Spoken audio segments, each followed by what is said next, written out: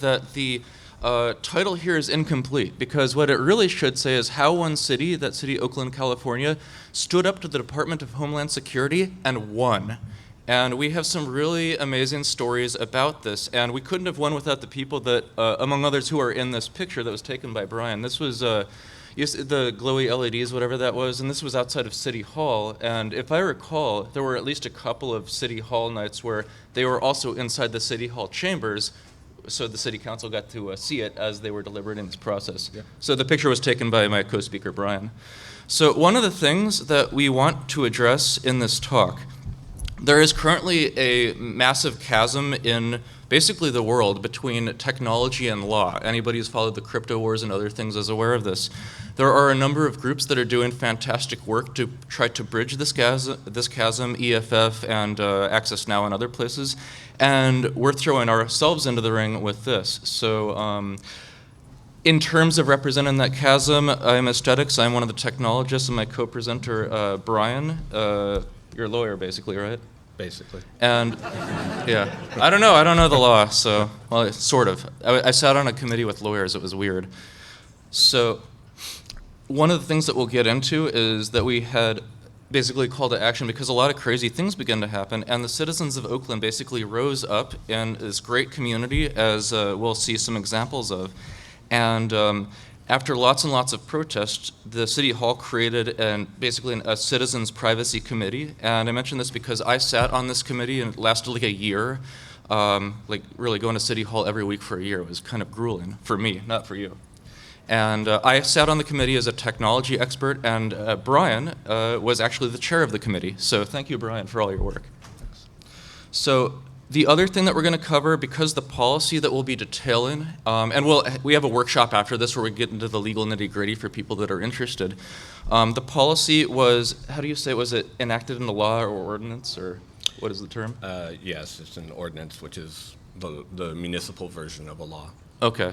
Oh, I didn't know that. So it is an ordinance as of about a year ago, and we're also going to cover a little bit of the effects and socially and legally that this policy has had over the last year, and some interesting updates. So that's kind of the summary of the talk. And to get straight to the point, fantasy has become reality. And what I mean by this, how many of you have heard of the website Facebook? Okay, there's one or two maybe. So if you think about back in the dark ages before Facebook, aka the internet, yeah, when you would go to, like, say, a university, and you didn't really know how to meet each other, and they would have these things called Facebooks. The yearbooks serve the same purposes. It's a way that you can find out who each other is. And in these dark ages, all of us had dreams of how things could be and what could we use technology for in the future. And we see this reflected in sci-fi from the 40s and 50s as well. And we had a lot of really cool ideas and imaginations about it, and now it's a reality. So here's the problem. Law enforcement has this reality too. And one of the problems with this is the way law enforcement has been using these technologies disrupts something called the social contract. By which I mean, if you're ever seen on a police car that sign that says to serve and protect, yeah, they're supposed to work for us. And clearly that's not working. We've seen a lot of issues with police lately. And I think that one of the things we want to do is encourage people that it's time to fight back. And yeah, there's this hierarchy where the government works for the people and the police work for the government. So I say, instead of going to the police, let's bypass them and go straight to the government. And that's kind of what we did. So, come on. We're going to teach you how to stop it. We spent over a year, actually the things that we're presenting is the culmination of several years of work and deliberations and uncovering a bunch of really interesting things. And one of our goals is that each and every one of you can take our policy as a framework to your own local city hall and get a similar policy passed to tell these motherfuckers from the DHS to go fuck themselves. Yeah, I can say this because I'm not the lawyer. Yeah. So, for those who are not familiar with what a fusion center is, have you seen the TV show Person of Interest? Anyone in the room? So just to give some background, if you've seen these are your friends John Reese and Harold and Root and a bunch of others. And the premise of this is after 9/11, Harold was one of the engineers of a bunch of people. They created this, basically a fusion center to monitor a whole bunch of things. And naturally, with any fictional story, things go wrong, and it raises a bunch of interesting moral and ethical questions. One of the other interesting things about this show is that it takes place and it's filmed in New York City. And so there's something else that takes place and is filmed in New York City, and that's a fusion center called VidSys. And we know about this because VidSys, they're also the contractor that would be implementing our stuff, right? Yeah. Yeah. So what we say, well, actually, can you go into details on what kind of things are implemented into a fusion center? Yes, so the Domain Awareness Center, and first I think it's important to point out the funding source. Department of Homeland Security has created multiple grant streams to provide money to local law enforcement to purchase this equipment. And that kind of takes away a local taxpayer argument when the feds are just handing out money for free. It's, brilliant on their end and very concerning on our end. In a place like Oakland, which always has budget concerns, we fund our police force basically by grants. And the Urban Area Securities Initiative is the funnel through which most of these funds come through. They fund New York Police Department purchases of surveillance equipment. So what the Domain Awareness Center is a sort of junior varsity version of a fusion center. All the fusion centers are federal owned and operated. This was sort of one of the first local smaller versions of a fusion center. So can you tell what specific things get implemented into it? Yeah, and so at full scope, it was anticipated to have facial recognition software, automated license plate readers, shot spotter, had 300 terabytes of storage, 700 cameras throughout the city, the Oakland Housing Authority and Oakland Public School District system, and there are no privacy policies in place at all in Oakland at this point in time as this project is being brought out to our attention. And as you can see, this is fully operational in New York City, so if you step outside of the Hotel Pennsylvania, well, hi, you're on candid camera, and you don't even know it. And in fact, VidSys seems to like New York City so much that they included a picture of it in their own fucking sales brochure. So, great. So a second introductory question we want to ask is, well, why Oakland? Why would the DHS even approach Oakland? Well, it turns out that Oakland is a massive international port. It's the sixth biggest in North America. And there's two reasons that this becomes interesting. First, there is a genuine, valid security concern about things coming in. You have cargo ships from all over the world that are coming into Oakland. We don't actually, we want to make sure that everything that comes in there is safe. We don't want to see nuclear weapons. We don't want to see contraband and so on. So it actually makes a lot of sense that you want to have enhanced security at the port. The other thing that makes this really interesting is that because it's an international port, the jurisdiction gets really interesting. So the city of Oakland has its own jurisdiction, and the port has its own weird legal international jurisdiction that Brian could get into more. Another issue with Oakland is maybe you've heard of groups like the Black Panthers or Occupy Oakland and so on. Oakland does have major problems with crime, and there's also budget concerns. So if you think about, put yourself in the seat of one of the city council members, and let's say that you're getting a lot of complaints from your district about incidents happening, break-ins and whatnot, and you're like, well, we got to do something to solve this. And then somebody from DHS or one of their shadow government groups comes along and says, hey, we'll give you this huge bundle of money to install the surveillance system to cut down on crime, and you can run on your, one of the safety candidates for the next election. Now, the problem with this is that Oakland also has a really strong activism community, and when they learned about this, as we will see, they fought back against it. So suddenly, you've got kind of a catch-22, because if you implement this security apparatus, then, okay, great, you're cutting down on crime, however, you're violating civil liberties and getting a lot of negative press. Okay, so let's respect civil liberties. Well, suddenly you're soft on crime and your opponent's going to hammer you in the election. So this kind of created this gridlock. And the other thing is, you may have noticed in the news that Oakland has a bit of a problem called the Oakland Police Department. So this is a long-standing issue. This is back, maybe people remember, what? Sorry, just like the recent news from Oakland, not good. Oh, yeah. What I'm trying to suggest is that that's nothing new. They have a long history of this shit, and we want to stop it too. So in this case, this is a news article from Occupy Oakland right after Occupy was beginning. There was an Iraq War veteran, Scott Olson, who got popped in the head and he almost died because of it. And one of the things that I want to reflect on, I was actually there that night at the protest as a legal observer. And I did not witness this, partly because they launched a whole bunch of tear gas, and I was like, oh shit, and I ran down the block because I don't like tear gas. So here's a short version. Legal observers are trained by the National Lawyers Guild to go to protest and watch what the cops are doing.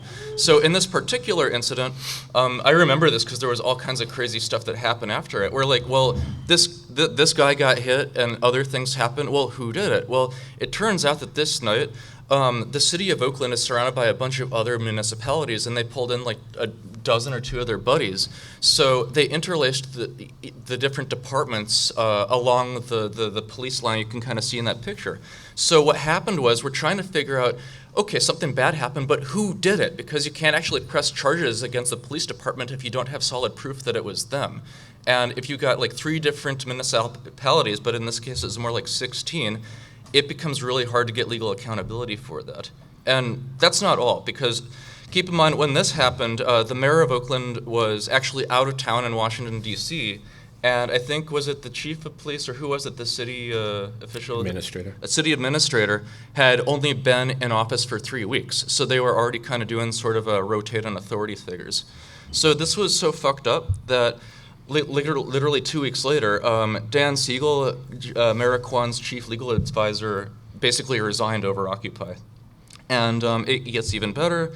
A few months later, basically Oakland PD went into this thing called they have a federal monitor going into federal receivership. And that's, what is that again? Well, we've actually been under a consent decree for a number of years. This just sort of lengthened the period of time that we were under federal monitoring. Yeah, so basically the police are not behaving themselves, so the federal government has to step in and whip them into shape, and that's clearly not working either. So that's kind of a background of where we're coming from and why people are rightfully pissed off. And if you see at the very bottom of that news article, it mentions that one of the other reasons is because the police have been accused of like planting evidence to like wrongfully convict people and such.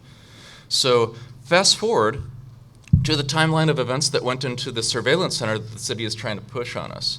So back in, this goes all the way back to like 2009 and probably earlier than that. So this is when an agreement between the city of Oakland and the port of Oakland, remember how I said there's the international jurisdiction of the port and then the separate jurisdiction of the city. So they had to have this memorandum of agreement, a legal structure, and it created the groundwork for what became what we call the Domain Awareness Center, or as we'll refer to it in this talk, the DAC. Fast forward a little bit, and they get the grant money that we mentioned before, and a little bit more, and it starts to get into some of the legal structures as it's growing some legs. One thing I want to point out, because a lot of people are thinking maybe, well, why did this take so long to do anything? I mean, government moves slow, but not that slow. Why wasn't there a public outcry before? Well, if you can see on the screenshot I've included there, what is it? The item title for this thing that eventually turned to the DAC, it's, what is it, Financials for Fiscal Year 09 and 010, PSGP. It's like, what the fuck does that mean? I almost fall asleep reading that. And maybe this is a tactic of like win by being really boring that the government uses. I don't know, but I mean, do you really, you see an item that says that, are you encouraged to go to City Hall and think about that, or you just want to fall asleep and turn the news on? I mean, so this is one of the tactics that we have seen used. So is there something you want to add to this? Well, I'll just say PSGP, that is another funding mechanism, Port Security Grant Program. It's funding surveillance items, surveillance equipment purchases in all the port areas across the U.S.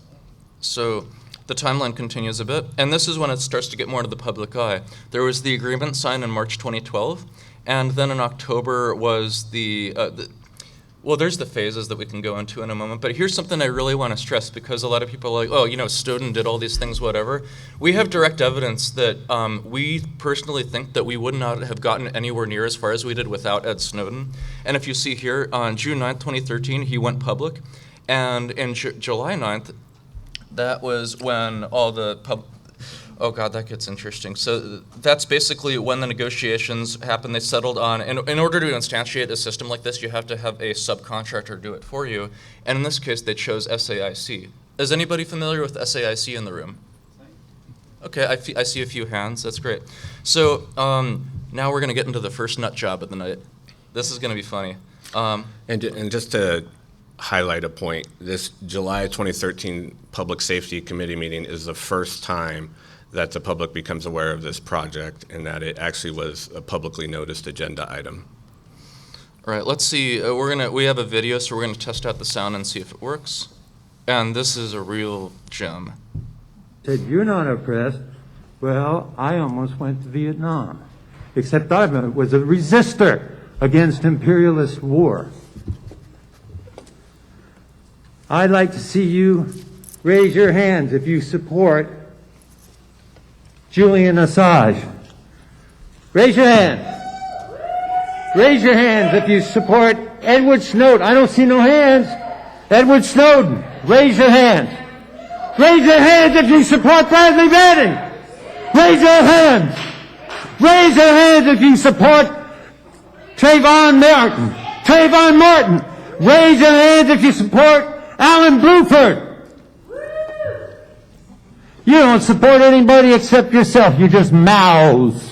You're just pieces of meat with mouths like those newscasters. Sir, your time is My expired. girlfriend wrote this song. They're gonna drone you when you're walking down the street. Gonna drone you when you're on your seat. When you Gonna sing, drone if you you when walk on you're in a pie. You're gonna have to occupy. I said I wouldn't be so all alone. Everybody must get droned. So one of the other things I want to suggest and encourage people, City Hall, you should turn it into your own vaudeville act. And a side note on this, I looked all over trying to find out who this guy was because you're supposed to enter a name to be on the speaker list. I think he actually just walked up and did that. And if I could just mention, so Oakland Privacy Working Group, of which I'm a member, it was really motivated by this DAC project, and the founding members were sort of the Occupy folks that were still around. Occupy basically ended in 2012 in Oakland, but there was still a large number of people around the Bay Area, and so they coalesced around this issue, and that's really what started raising opposition to this project, was July 2013. And one other thing, you guys might think that this guy's a nut job because he looks funny, but keep in mind, he was right, and he did this before anyone else did, so he deserves a round of applause. I don't actually know his name, but... Let's see, okay. So, note the date on there, it's July 16th, so fast forward, what was it, to the next where they actually approved this into law. So, the very next day, yeah, this happened. So maybe you guys have heard of the Snowden leak X key score, maybe familiar with it. Well, this is also the day that this came out the day after Oakland decided to invite this privacy, or not the privacy policy, but this fusion center. So this is one of those examples of look left and look right. And this started to get people to ask a lot of questions. And this is why I must say thank you, Ed Snowden. Without you, this would not have been possible.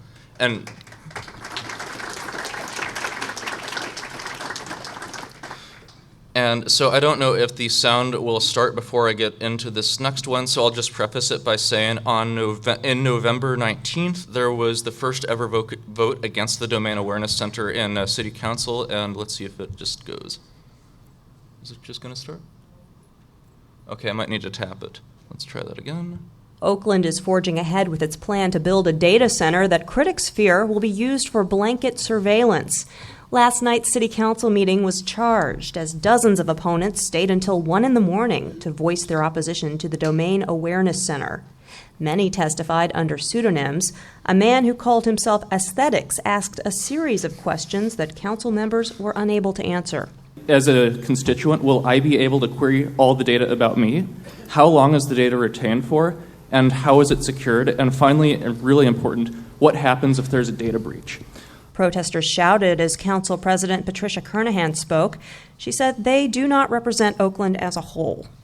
We are elected by thousands of people, a tiny fraction of whom actually attend city council meetings. Council members voted 6-1 to solicit bids from private contractors to help build the center. And by the way, notice that that vote was 6-1. That was the first vote ever cast against any of the surveillance stuff. So Councilmember McElhaney is awesome.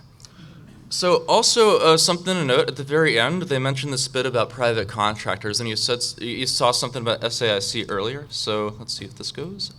Right, so this gets fun.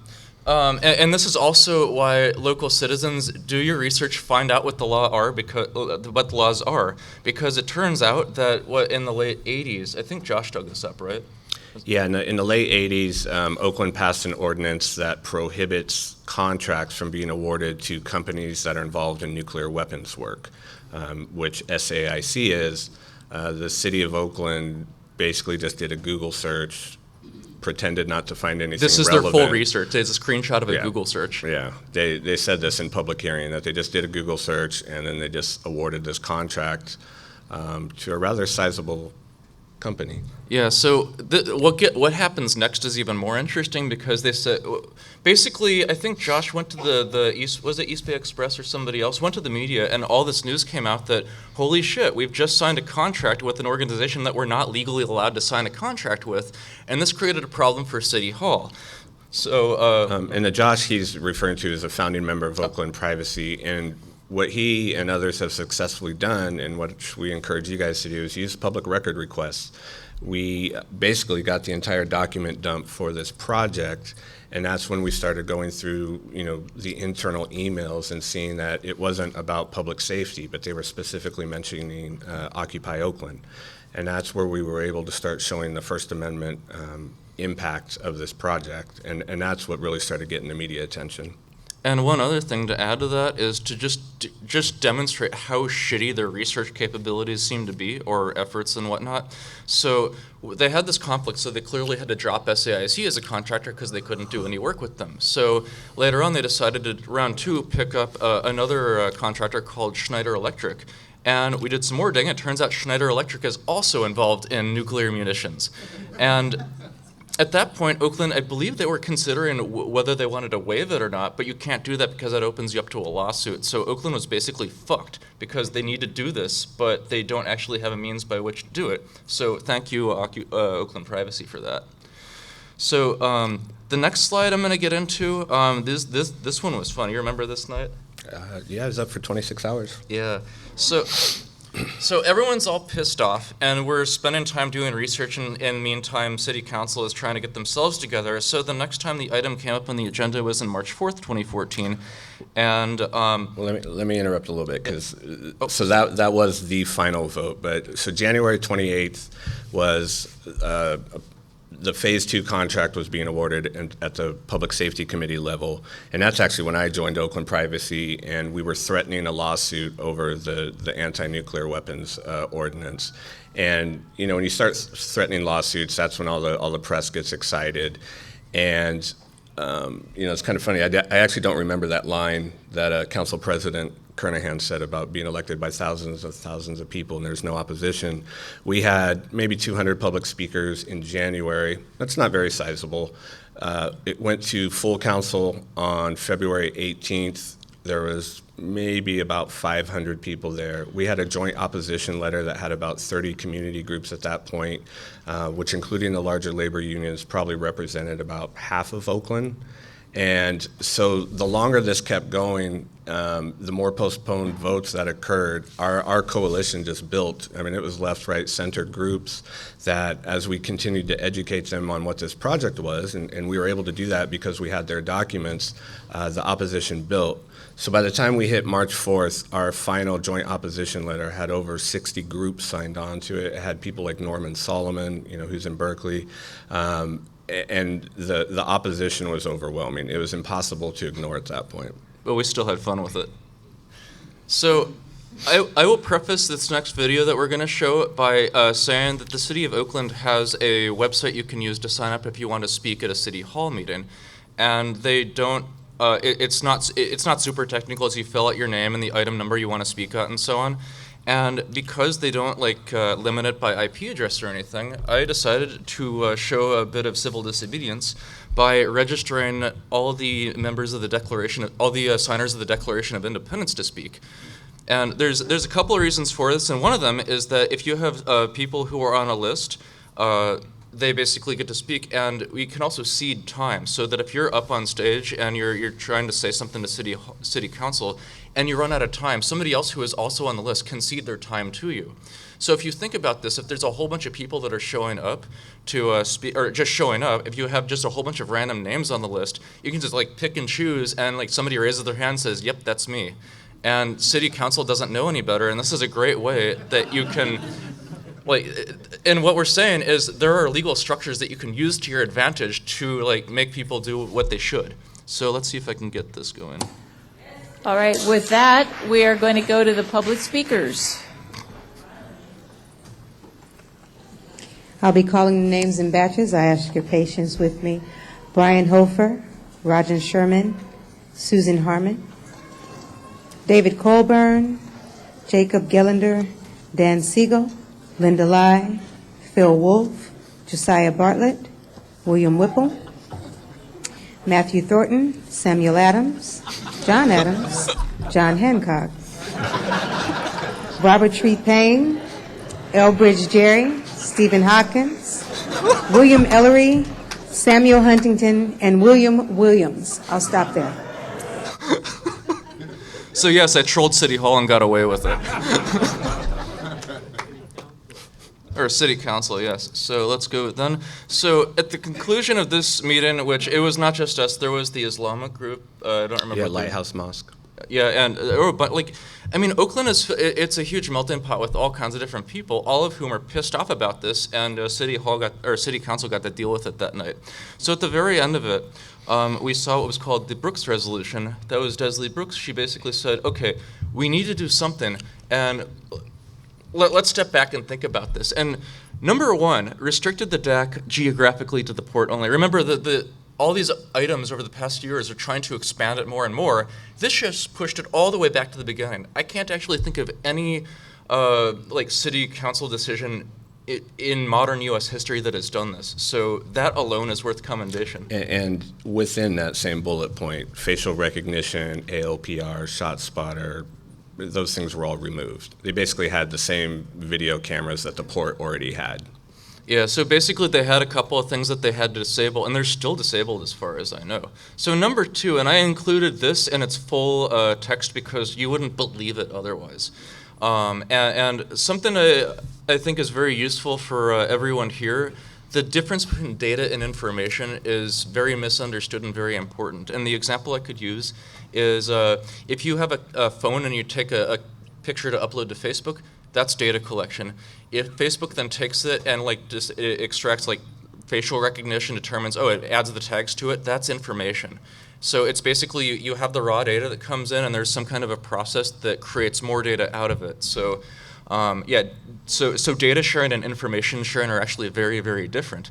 And as you can see here, this basically said no data sharing with any local, state, or federal agency without a written memorandum of understanding, which basically means that, okay, you can do data sharing. We do want to help public safety, but we want to do it transparently and in the public eye.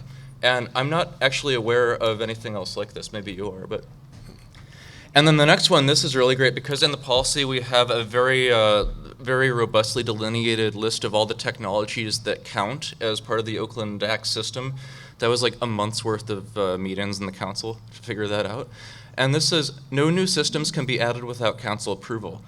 So basically any additions has to be completely public and go through the same process so that everyone who is a citizen and a voting member can come and have a say.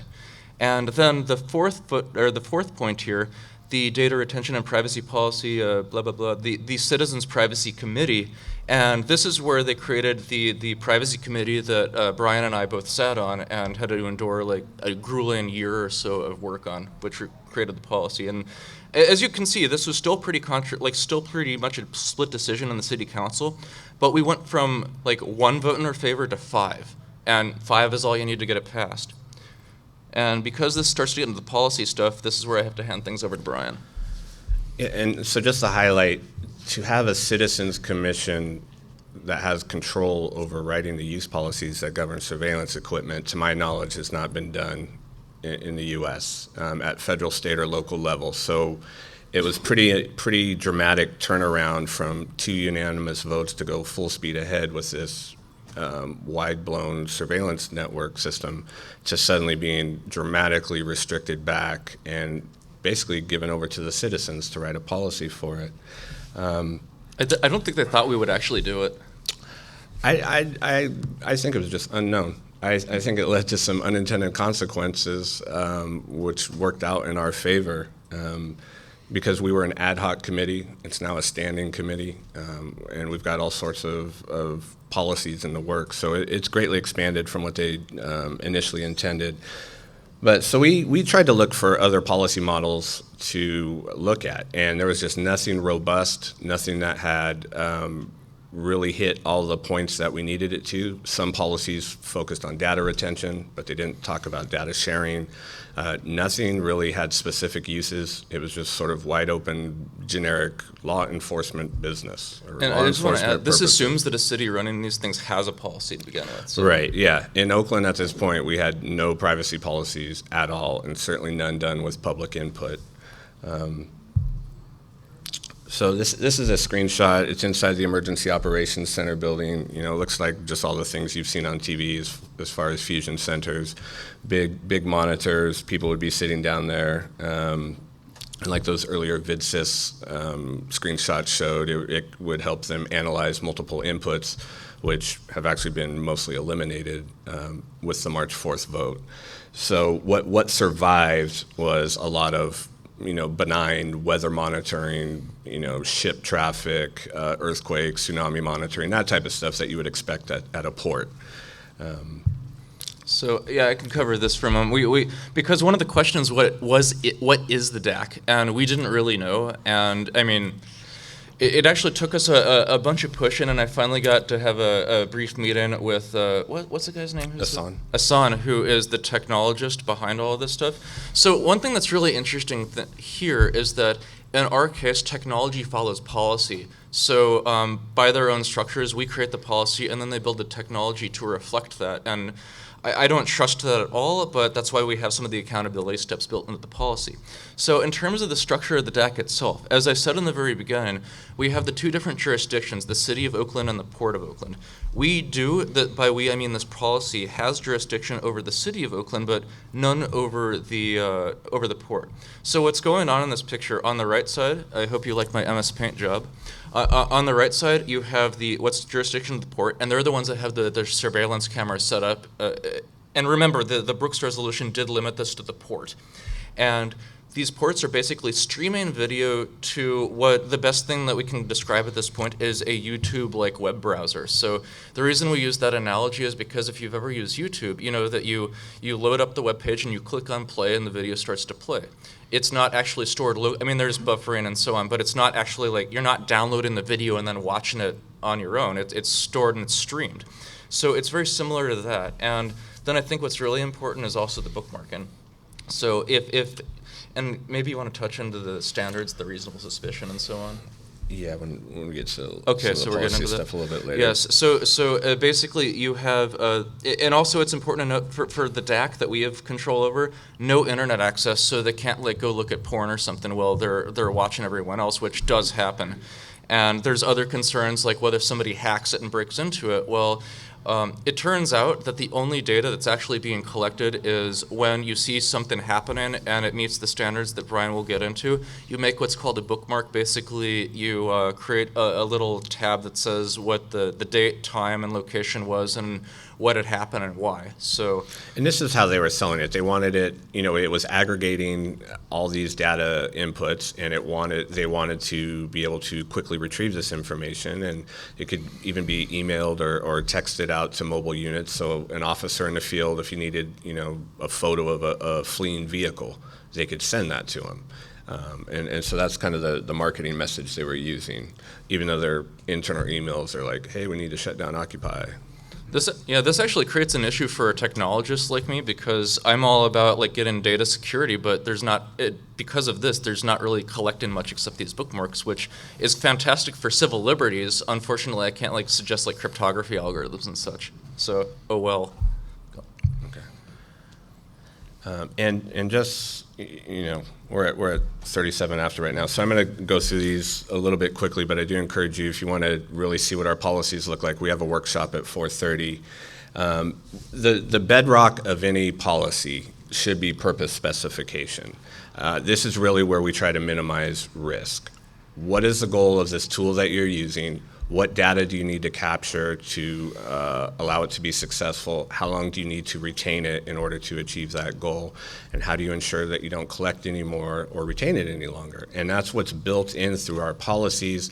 I don't know how many of you have ever seen an automated license plate reader photo. There's actually 2 cameras, at least, in every housing unit. It doesn't just pick up a license plate image. We have photos of Oakland privacy activists that have requested and received their own information, and the photos are large area. You can see houses, bodies, a whole lot more information than just a little license plate image.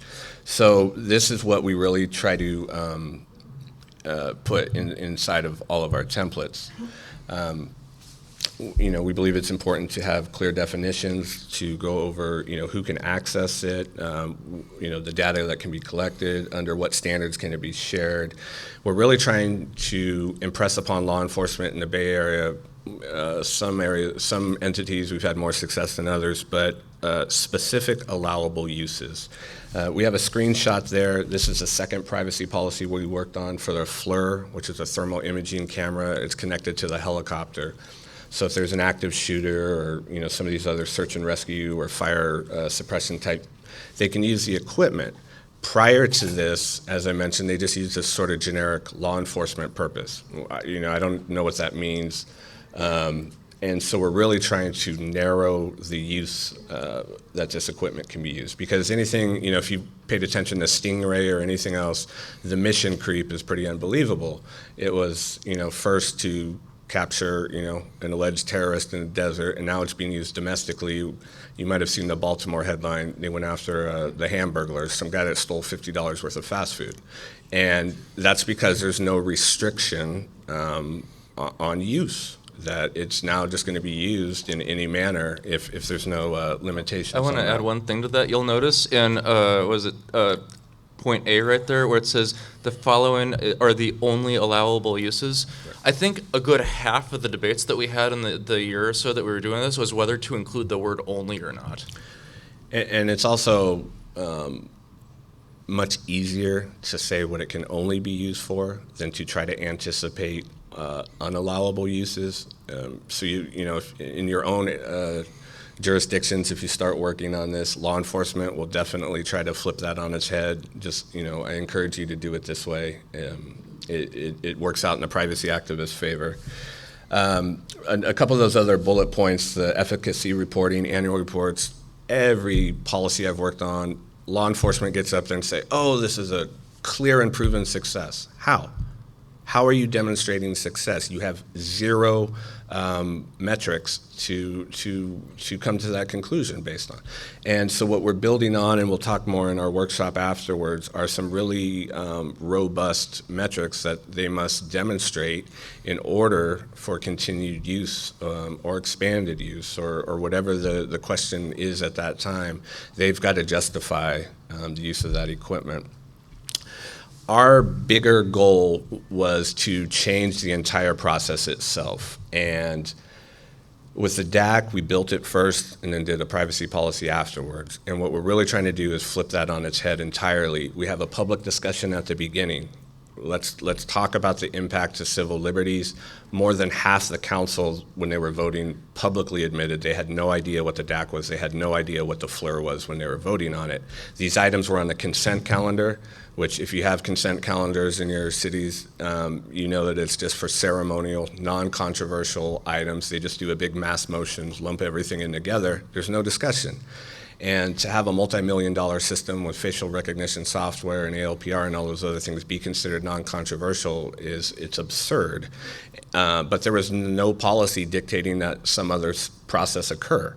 So what we've been working on with a large coalition of community groups is a mechanism to change the process.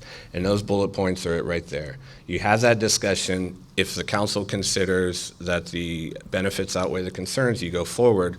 I'll give you an example where it didn't, the determination went against law enforcement was Santa Clara County, which I'll talk about in a second because they're the first one to adopt this ordinance in the US. But Harris Corporation refused to meet the transparency requirements for the hailstorm Stingray. So Santa Clara sent it back. And that's the first time I've ever heard of somebody rejecting surveillance equipment, and it's exactly because this process occurred.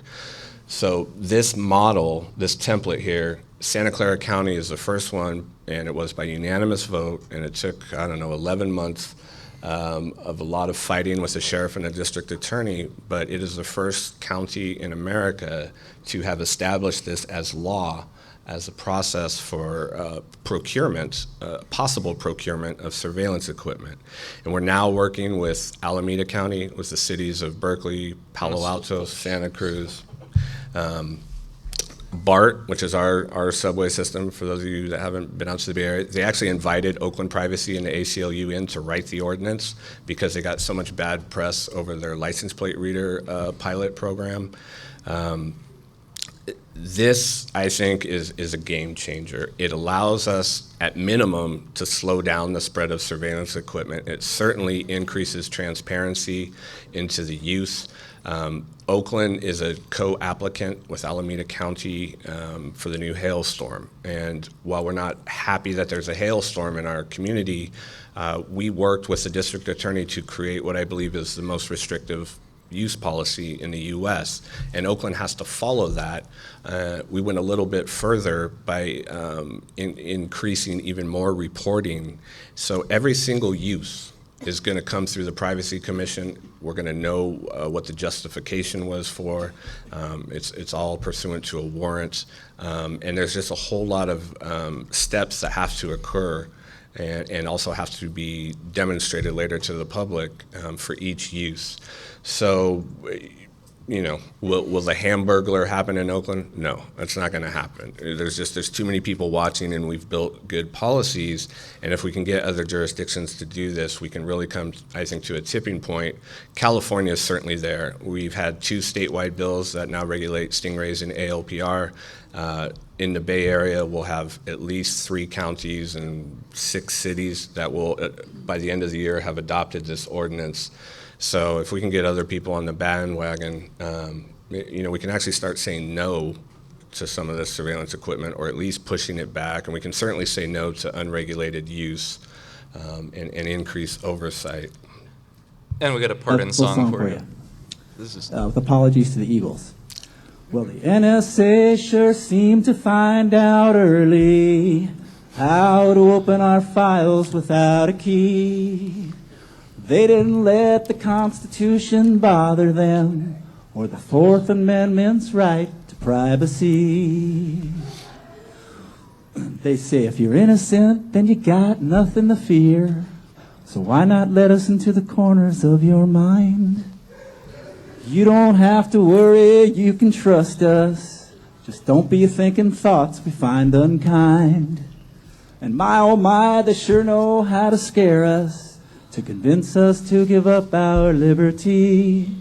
But old Ben Franklin got it right the first time. He said, don't give it up for false security. Now I'm almost done. Now the government says they're ready to debate us about FISA, PRISM, and whether we're still free. But we know there wouldn't be much to discuss without Edward Snowden's love for his country. They can't hide their spying eyes, and their smiles a thin disguise. I thought by now they'd realize there ain't no way to hide their spying eyes. Look at East Bay! So, yeah. That's Mike Rufo. He's a board member of the Bill of Rights Defense Committee defending dissent. Yeah, we actually know who that guy is. Yeah. And I just want to say, we've got some Restore the Fourth members in here, ACLU, EFF. I mean, we've all been working together with, a lot of, smaller groups that you just won't recognize the names, but we've got a great coalition in the Bay, and you guys can do it where you live. So I have one thing I want to say. New York, what the fuck? Oakland beat you to the punch. You gonna let that stand?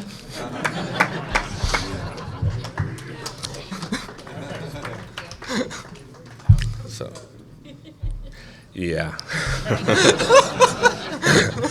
I will say, there's multiple ways to slow down or kill surveillance projects, and I think the annual compliance reports and efficacy reporting is a great way to go because, especially here in New York, Bratton's baby shot spotter is snake oil. It's useless. It doesn't do anything, but it's getting more and more expensive, and so that's one argument, where you might not get certain people to support you on a 1A type argument. Get them with the taxpayer concerns. It's just a complete waste of money. But we'll talk more in our workshop. It's also worth noting that there will be more information on that website, oaklandprivacy.org, within a week. So, yeah. All right, questions? Can you turn the mic on for the question? Hello? Okay. There. Yeah, I have two questions. One, is there anything written in your policies that establishes any consequences for a public official who violates the policy? Yes. Oh, yeah. Yes, and yeah, and we'll get more into the nitty-gritty in the workshop, but yes, all of our policies are enforceable, and depending on which, like if we're talking about the Santa Clara or the Oakland versions, it could be a misdemeanor, there could be civil penalties, there's private rights of action built in so that we can enforce or get injunctive relief. Okay. And the second question, I understand that there's a complete surveillance center for New York City in operation. I got a whole building up on Northeast somewhere. Do you know of any efforts around here that could be joined to work against them? I'm not familiar with New York enough. We did a panel at the Left Forum last month, and we had some New Yorkers there, and they gave out a bunch of names of people that are working on this stuff. If you go to oaklandprivacy.org, we're going to post all the information from that panel on there within this next week. And we're trying to use our website as sort of like a resource center to share all our templates and letters and things. So if you go on there, just email us through, and we can get you some contact info. Okay, thank you. Thanks. Hi, I feel really inadequate not being able to pose this question in the form of a folksy protest song, but I'll You go can for it sing, anyways. yeah. In 2012, the Senate Homeland Security Committee released a report on fusion centers, which found, amongst other things, that in addition to the DHS agents not always factually representing what that they could do, it also found that the DHS assigned detainees to the fusion centers forwarded, and in quotes, intelligence of uneven quality, oftentimes shoddy. It also found that they had contributed to disrupting zero-terror plots in the period that they analyzed. My question to you is, did you find that it was, for any groups or all groups, helpful to push an argument not of civil liberties and privacy protections against the domain awareness system, but that it didn't actually help our security in any ways? And if so, how did you sort of mesh the privacy and civil liberties arguments with the arguments against the efficacy of this as a security tool? Yeah, Senator Coburn's report is great. It showed what a charade or whatever most of this is. We certainly made different arguments based on the different audience that we were speaking to. And that's why I was saying these annual compliance reports and the efficacy reporting is one such mechanism, and that was one message we had to use to people that, really didn't care about privacy, but they cared about their taxes being wasted. I'm not going to sing either. I just look like Janis Joplin. I don't sound like her. I'm from New York, and in defense of my beloved home, we have a problem that you guys don't have. It's called Wall Street. And they got a lot of money to throw around, and they're highly interested in defending themselves and their own interests. Anybody who hadn't sold out by 9/11 got intimidated or decided to jump on that gravy train after 9/11. And we've got that problem too. Still, there were a lot of lies involved with 9/11 and the wars that followed. This is very much our problem, and we're on the front lines. So the work you've done is wonderful, and I salute you. But please be mindful. We've got big problems here, right in our backyard, that you guys don't have. And we have to fight those people. And we're willing and able to do it. But it's a tall order. Just saying. Thanks.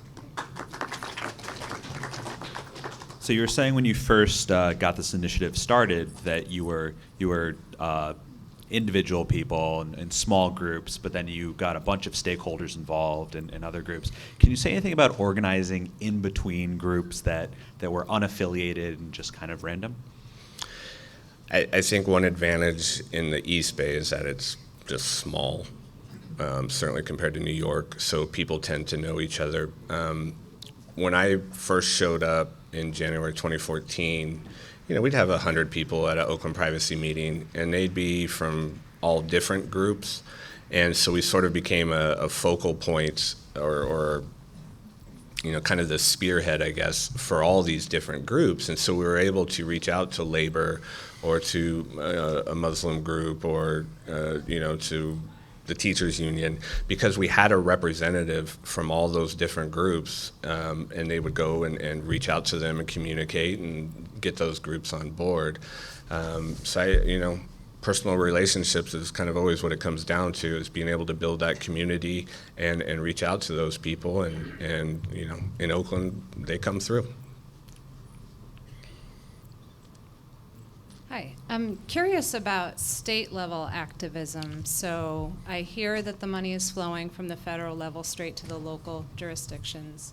And so that's where you were focusing in this case. But I'm from Massachusetts, and we have 351 cities and towns, so it seems daunting to start going town by town and city by city to address this. So I'm wondering, to what extent is there any possibility to work at the state level? What can be done a little more efficiently that way? I can't speak for all 50 states. I think the smaller the state, you probably have a chance of being effective. Your representative is maybe more approachable. You have less people to convince. In California, we're just too big. By the time it's at the state level, it's watered down.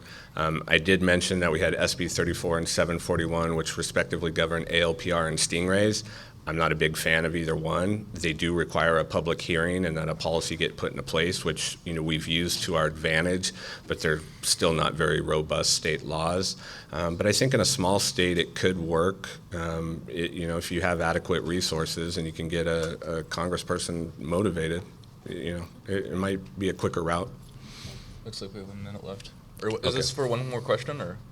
Oh, 1 minute. Okay. So. This is less a question than a point of clarification. You mentioned ShotSpotter as Bill Braden's baby. To be clear, ShotSpotter is in use not just in New York, but in several East Coast cities, Newark, Camden, Baltimore, right. DC, and several West Coast cities. And I believe, ShotSpotter is a gunshot detection system. It's basically a bunch of microphones that are always on. And also it has picked up voices, and that has been used as evidence to put people in jail. It is widely deployed, and it's not unique to New York or the NYPD. Yeah, when I said baby, I meant because he's a board member and basically pushing it everywhere. Yeah. Hi, it was just a comment about New York City. Just wanted to let you know that something small exists here in New York City, and it's called the Community Board. And the Community Board, there is Leo Committee where even the police has to tell the people who are there what they're doing. And anyone here from New York City is welcome to come and talk and ask questions. So check it out on Wikipedia, Community Board. We'll see you there. Thank you for that. Thanks. All right, I think we're out of time. Oh, wait, is there one more question? No. Lex, can we do that? I think we're good. I think the guy is sitting down. Okay, so we're good. Thank you so much. Thank you.